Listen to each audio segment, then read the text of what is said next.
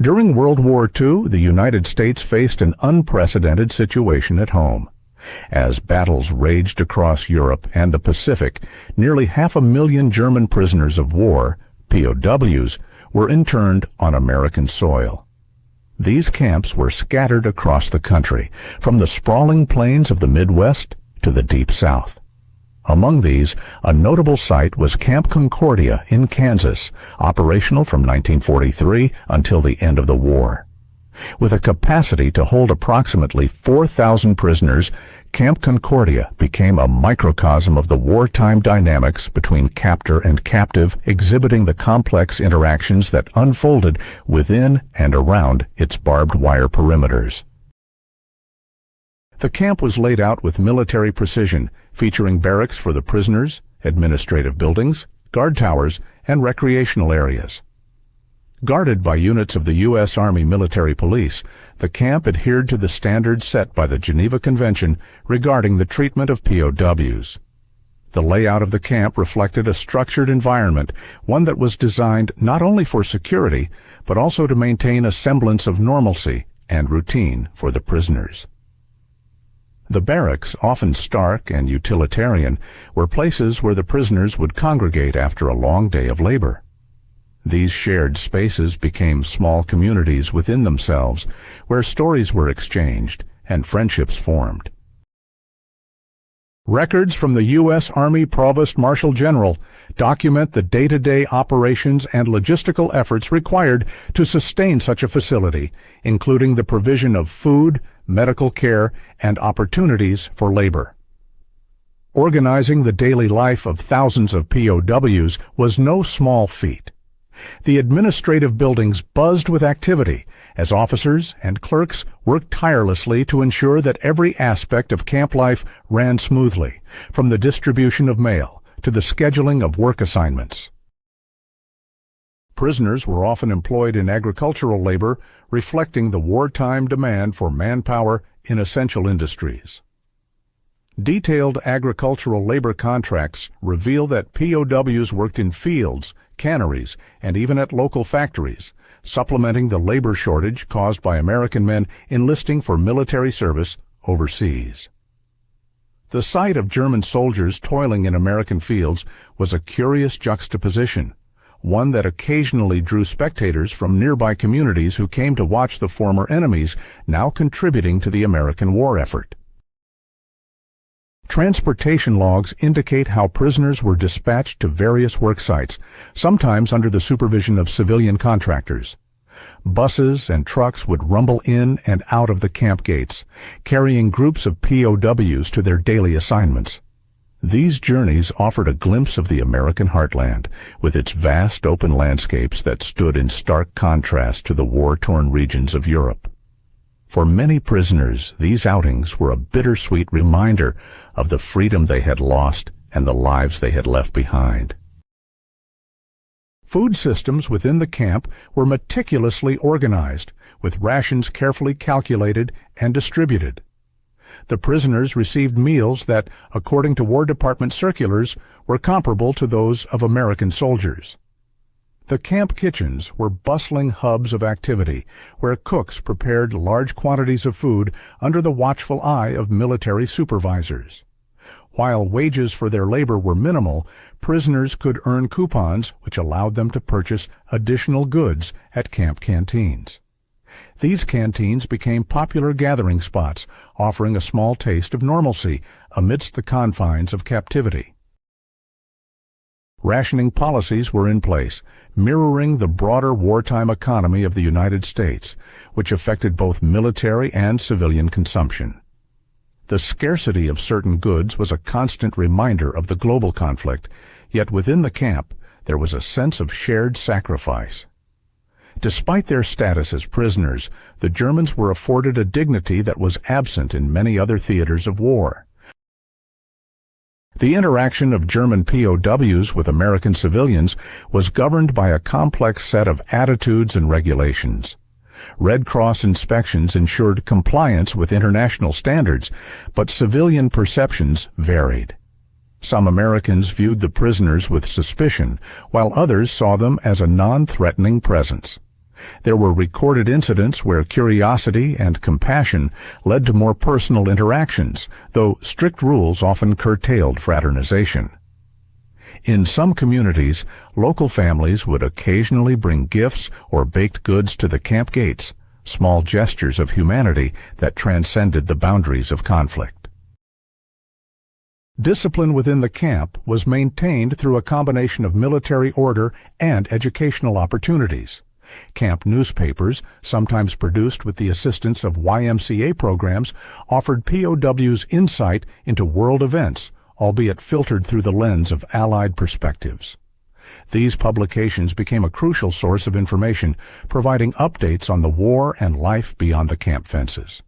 Educational programs also provided prisoners with the chance to learn English and other subjects. Many took advantage of these opportunities, eager to expand their knowledge and prepare for a future beyond the confines of war. Medical access was ensured, with the camp maintaining a small hospital to address health needs. The hospital staff, comprised of American doctors and nurses, treated a range of ailments, from minor injuries sustained during work to more serious illnesses. This care was a testament to the adherence to the Geneva Convention, underscoring a commitment to humane treatment even in the face of conflict. One notable event that highlighted the ideological chasm between the Axis and Allied powers occurred when a group of German POWs, tasked with repairing equipment as part of their labor duties, entered a nearby university hall. This was part of an arrangement where prisoners, under guard supervision, provided maintenance work to local institutions. The university setting offered a stark contrast to the rigid hierarchies and obedience that characterized Nazi ideology. In this academic environment, students engaged in debates on philosophy, politics, and the war itself. The professor, adhering to the principles of American higher education, encouraged disagreement and critical thought. During one session, a student openly criticized the U.S. president, calling him short-sighted. The German officer present, conditioned to expect punitive measures for dissent, anticipated the student's arrest. Instead, the class responded with applause as another student offered a well-argued rebuttal, an act which underscored the value of free discourse in American society. Such incidents were not isolated. They reflected the broader ideological dismantling occurring not through direct confrontation, but through exposure to environments and systems that championed individualism and competition over blind obedience. The professor's explanation to the curious German officer that education in America was preparation for citizenship, not loyalty training, exemplified a fundamental difference in societal values. As the war drew to a close, post-war repatriation directives outlined the process by which German POWs would return to their homeland. These directives, coupled with re-education programs, aimed to instill democratic values before repatriation. The POW experience in America, including exposure to its educational practices and civic principles, contributed to a complex legacy that prisoners carried back to Germany. For many, these lessons became a beacon of hope, a vision of what their own country could aspire to in the post-war years. The story of German POWs witnessing a college classroom in America is a testament to the subtle yet profound impact of cultural exchange, even amidst the adversities of war. Through the lens of historical documentation, it reveals how environments and systems can challenge entrenched ideologies, contributing to a broader understanding of freedom and democracy. The echoes of these experiences reverberated long after the war, influencing the lives of those who returned to rebuild their nation and embrace the democratic ideals they had glimpsed across the ocean. The German prisoners of war, having returned to their work following the unexpected exposure to the university classroom, found themselves grappling with the revelations of that afternoon. The discussions they had witnessed were as foreign to them as the vast American landscape that surrounded Camp Concordia. The open criticism of the government, the spirited debates, and the encouragement of dissent were concepts that clashed with their indoctrinated understanding of authority and obedience. The classroom experience had been a stark contrast to the rigid and oppressive environment they had known in Nazi Germany. There, questioning authority was not only discouraged, but often met with severe consequences. The prisoners had been taught to adhere to a strict hierarchy where loyalty to the Führer and the fatherland was paramount. This deeply ingrained loyalty made the concept of openly criticizing leadership, as observed in the American classroom, almost incomprehensible. As they resumed their tasks, the POWs continued to reflect on what they had seen and heard. The German officer, who had initially awaited disciplinary action against the outspoken student, was particularly unsettled. His experience within the tightly controlled environment of Nazi Germany had led him to expect swift retribution for any challenge to authority.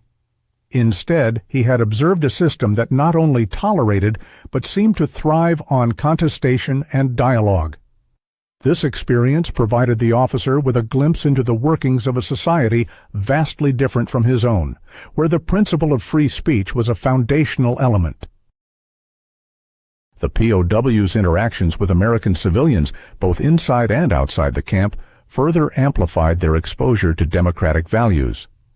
Some of the prisoners, tasked with agricultural labor, worked alongside American farmers who, despite the ongoing war, treated them with a degree of respect and camaraderie. These interactions, while primarily utilitarian, occasionally delved into discussions about the war, politics, and life in general.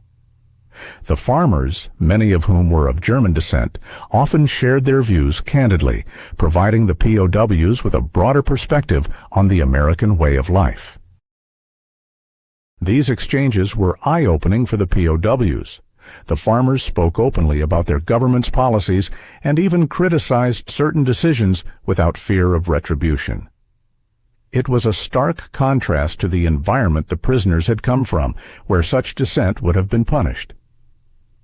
The casual manner in which political discourse occurred in these rural settings was both bewildering and enlightening. The POWs began to understand that the freedom to speak one's mind was not just tolerated, but was an integral part of American culture. Within the camp, educational programs were introduced as part of the Geneva Convention's stipulations to engage the prisoners constructively.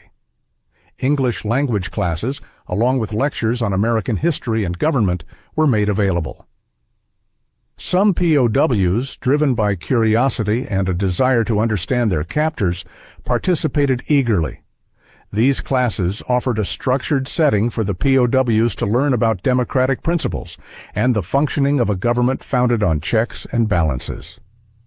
The exposure to such ideas was transformative for many, challenging their previously unquestioned beliefs. The educational programs were designed not only to occupy the prisoners' time, but also to provide them with skills that could be useful after the war. Learning English was particularly valued as it allowed the POWs to communicate more effectively with their captors and better understand the culture in which they found themselves. The classes on American history and government were eye-opening, revealing a system of governance that valued individual rights and the rule of law. The POWs learned about the American Revolution, the Constitution, and the Bill of Rights, documents and events that underscored the importance of freedom and democracy. As the weeks passed and the POWs continued their labor, the initial shock of the university experience gradually gave way to a deeper contemplation of the ideological differences between the two nations. Conversations among the prisoners often returned to the themes of freedom and authority. While some remained steadfast in their beliefs, others began to question the validity of the doctrines they had been taught. This internal conflict was not easily resolved, as decades of conditioning had ingrained a deep-seated loyalty to the Führer and the fatherland. The internal struggle was evident in the conversations that took place in the barracks at night. Some prisoners held firm to their belief in the Nazi regime, arguing that the discipline and order it provided were necessary for Germany's greatness. Others, however, began to see the cracks in their indoctrination, questioning whether blind obedience was truly in their best interest. These discussions were often heated as the men grappled with the cognitive dissonance between their ingrained beliefs and the new ideas they were encountering. For the American students and faculty who had been present in the classroom that day, the presence of the POWs reinforced the importance of the democratic ideals they so passionately debated.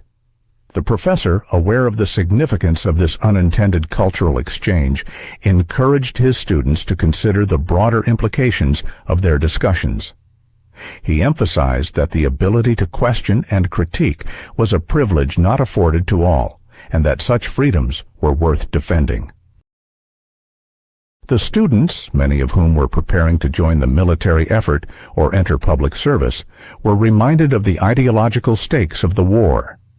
The professor's reflections on the differences between the two systems became a poignant reminder of the reasons they fought. For them, the war was not only a battle for territory, but also a struggle to preserve the democratic values that defined their nation. As the war progressed, the experiences of the POWs at Camp Concordia and similar camps across the United States contributed to a gradual shift in mindset for some. Upon their return to Germany after the war, these men carried with them the seeds of democratic thought, albeit in varying degrees. The exposure to American ideals and practices would play a role in the rebuilding of Germany, influencing those who would later participate in the creation of a post-war democratic government. The impact of these experiences on individual POWs varied greatly. Some would return to their homeland unchanged, holding on to the ideologies of their past. Others, however, would embrace the lessons learned in captivity, becoming advocates for change in a country yearning for a new beginning. The war had been a catalyst for transformation, not only for nations, but for individuals who found themselves caught in its tumultuous currents. In the broader context of history, the interactions between German POWs and their American captors exemplified the potential for cultural exchange to challenge and reshape entrenched ideologies. The war, while devastating, had created opportunities for dialogue and reflection that transcended borders and ideologies. The events at Camp Concordia and the university classroom served as a microcosm of the larger ideological struggle of the time, illustrating the power of education and free discourse in promoting understanding and change. As the narrative of World War II continued to unfold, the experiences of these POWs became a testament to the enduring impact of democratic values and the capacity for individuals to evolve in the face of adversity. The lessons learned in those American classrooms and fields would resonate long after the war's end, contributing to the foundation of a new Europe, one where democracy and freedom would take root and flourish. The transformation was not immediate, nor was it universal. Yet, for those who embraced the democratic ideals they encountered, the seeds of change had been planted. These former prisoners would become part of a generation that helped to rebuild Germany from the ruins of war, advocating for a system that valued individual rights and freedoms. Their experiences in America had shown them a different way of living, one that allowed for diversity of thought and the open exchange of ideas. The legacy of these interactions extended beyond the immediate post-war period.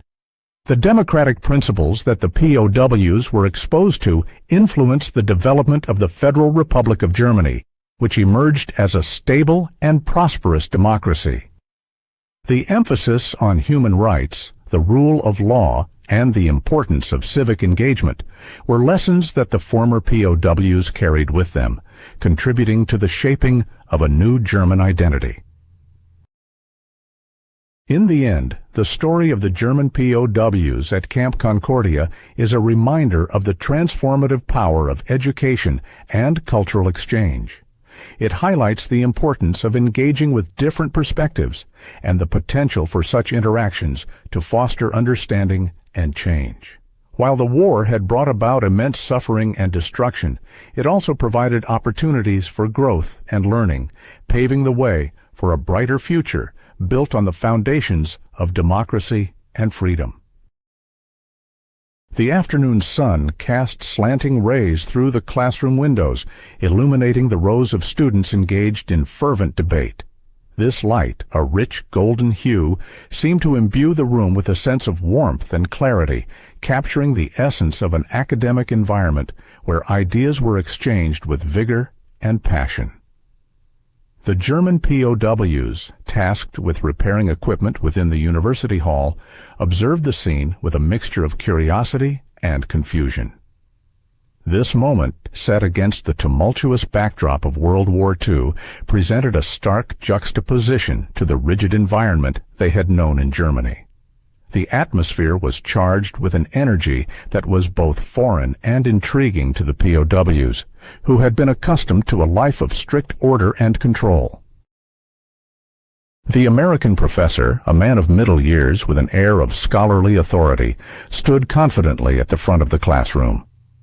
With his spectacles perched precariously on the bridge of his nose, he exuded an aura of wisdom and approachability. His voice, though calm, carried a subtle intensity as he encouraged discourse and challenged students to defend their positions. The topic at hand was the efficacy and morality of the U.S. government's decisions during the ongoing war. The students' discussions were animated, with voices rising and falling in passionate exchanges that filled the room with a vibrant, almost musical quality. For the German POWs, this scene was bewildering. In their experience, criticism of the government, especially in a public setting, was not only discouraged, but could result in severe consequences. Here, however, dissent seemed not only tolerated, but celebrated as a cornerstone of the educational process. The professor's role was not to dictate what to think, but rather to guide students on how to think critically and independently. Among the POWs, one officer, a man molded by years of military discipline, watched with a particular intensity. His posture was rigid, a physical manifestation of the internal conflict he felt. He had initially expected retribution when a student boldly labeled the president's actions short-sighted. However, he was taken aback when, instead of reprimand, the room erupted in applause for a student's articulate rebuttal. This unexpected reaction prompted a re-evaluation of his understanding of authority and governance. The officer felt a stirring of something unfamiliar within him, a curiosity tinged with the faintest hint of admiration. The professor's subsequent explanation to the class highlighted a fundamental difference between the two nations' approaches to education and citizenship. He emphasized that higher education in America was designed to foster critical engagement and prepare students for active participation in a democratic society. This philosophy stood in stark contrast to the German system, which prioritized conformity and obedience. The professor spoke with a kind of reverence for the democratic process, his words weaving a narrative of empowerment and responsibility that resonated deeply within the room. As the POWs continued their repairs, they found themselves drawn into the intellectual atmosphere. Though they did not participate in the discussions, the mere exposure to such an environment was an education in itself. The POWs, many of whom had been educated under the Nazi regime, began to question the narratives they had been taught. The seeds of doubt regarding Nazi doctrines were being sown, not through direct confrontation, but through observation and reflection. It was as if the walls of the classroom were porous, allowing ideas to seep through and take root in the fertile ground of their minds. The professor, aware of the POW's presence, saw an opportunity for subtle diplomacy. He occasionally glanced their way, ensuring that the discussions remained civil and inclusive of multiple perspectives. This approach was deliberate, meant to demonstrate the power of open dialogue in bridging divides. He understood that the POWs were not merely passive observers, but potential participants in a broader conversation about freedom and governance. Meanwhile, the American students, a diverse group hailing from various backgrounds, seemed unfazed by the presence of the German POWs. For them, this was an ordinary class session, an opportunity to explore complex issues without fear of censure. Their debates touched upon not only the war, but broader themes of justice, freedom, and responsibility. These discussions were not merely academic, they were exercises in civic engagement, preparing them for the roles they would play in shaping the future. Each student brought their unique perspective to the table, creating a tapestry of ideas that was both rich and enlightening. As the afternoon progressed, the POWs completed their work, yet the impact of what they had witnessed lingered. Conversations among them turned introspective as they pondered the implications of a society where freedom of thought was not just a privilege, but a right. This experience was a significant departure from the propaganda they had been exposed to and offered a glimpse into the transformative potential of democratic ideals. It was as if a window had been opened, allowing fresh air to circulate through the corridors of their minds. Upon returning to Camp Concordia, the POWs carried with them the echoes of the classroom debate. In the relative privacy of their quarters, discussions unfolded among the prisoners. Some remained steadfast in their loyalty to Nazi ideology, viewing the American system as chaotic and disorganized. However, others began to entertain the possibility that there might be merit in a system that valued individual thought and expression. These conversations were not always easy, often fraught with tension and emotion, but they were necessary steps in the journey toward understanding. The camp's educational programs, which included lessons in English and American civics, further facilitated these internal debates. As POWs learned more about the principles of democracy and the workings of American government, they began to draw comparisons with their experiences in Germany. The opportunity to engage with new ideas in a structured yet open environment was both challenging and enlightening. For many it was an awakening, a chance to see the world through a different lens and question long-held beliefs. These exchanges among POWs were not without tension. The ideological divisions that emerged mirrored the broader geopolitical conflict, yet within the microcosm of the camp, they were navigated through dialogue rather than violence. The camp administration, aware of the potential for unrest, monitored these discussions, but largely allowed them to proceed, recognizing their value in fostering understanding. They understood that the POW's exposure to democratic values and ideals was an essential part of their rehabilitation.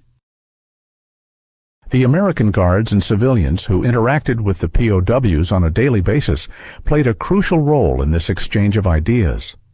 Some guards, influenced by their own experiences and values, engaged in conversations with the prisoners, sharing perspectives on democracy and freedom.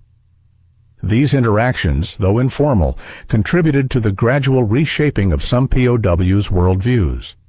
The guards, many of whom were young and idealistic, took pride in their role as ambassadors of democracy. As the war drew to a close, the impact of these experiences on the POWs became increasingly evident. For many, exposure to democratic values and practices had sparked a re-evaluation of their beliefs. This transformation was not uniform. Each POW processed their experiences differently, influenced by personal background, education, and openness to change. Some embraced the new ideas with enthusiasm, while others remained cautious, wary of the unknown. Upon repatriation to Germany, the former POWs returned with a complex mosaic of impressions and insights. The ideological seeds planted during their captivity took root in varying degrees. For some, the exposure to democracy and free thought became a catalyst for change, influencing their roles in the rebuilding of post-war Germany. These individuals contributed to the establishment of democratic institutions and the promotion of values they had once viewed with skepticism. Their experiences in America had given them a new understanding of what was possible, and they were determined to bring that vision to life in their homeland. The long-term effects of these experiences on individual POWs remain a subject of historical inquiry. Some former prisoners maintained contact with American acquaintances, continuing the exchange of ideas across the Atlantic. Others integrated their newfound perspectives into their communities, advocating for democratic reforms and participating in the political process.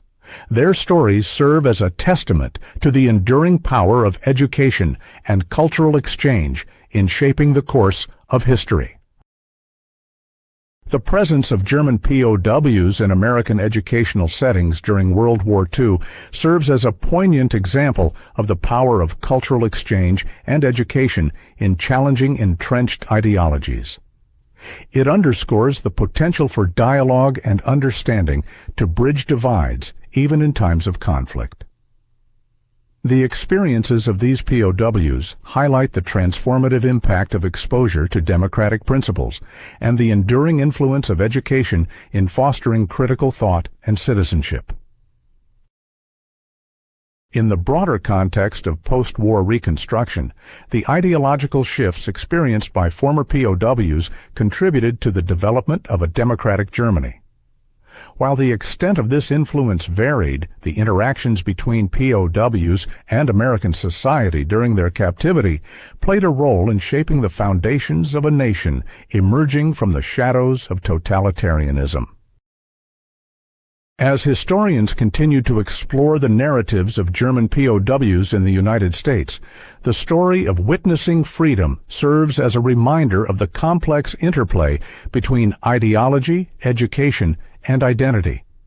It invites reflection on the enduring legacy of cultural encounters and the potential for education to serve as a catalyst for change in even the most challenging circumstances. The tale of these POWs is not just a historical footnote, but a powerful testament to the resilience of the human spirit and the capacity for growth and transformation. The war's conclusion brought a shift in global dynamics, and with that, the repatriation of German POWs from American soil. As the prisoners departed Camp Concordia and similar camps, they carried with them not only memories of their captivity, but also the indelible impressions left by their exposure to American democratic ideals. The aftermath of their experiences in the United States varied widely among the former prisoners, shaped by individual backgrounds and openness to new ideas. For those who embraced the lessons learned during their time in America, the return to Germany marked the beginning of a new chapter. These individuals, having witnessed the workings of a democratic society, became proponents of change in their homeland. They played a role in post-war reconstruction efforts, contributing to the establishment of democratic institutions and advocating for policies that reflected the values they had encountered. Their involvement was instrumental in shaping the democratic fabric of the Federal Republic of Germany, which emerged as a stable and prosperous state in the latter half of the 20th century. Others, however, returned to a country in ruins, struggling to reconcile the democratic ideals they had observed with the harsh realities of post-war Germany. For some, the transition was challenging as they grappled with the remnants of Nazi ideology and the need for a new national identity. Yet, even for those who initially resisted change, the exposure to American culture and values planted seeds of doubt that would, over time, contribute to a broader societal shift towards democracy. The legacy of the German POWs' experiences in America is a testament to the power of cultural exchange and education in fostering transformation.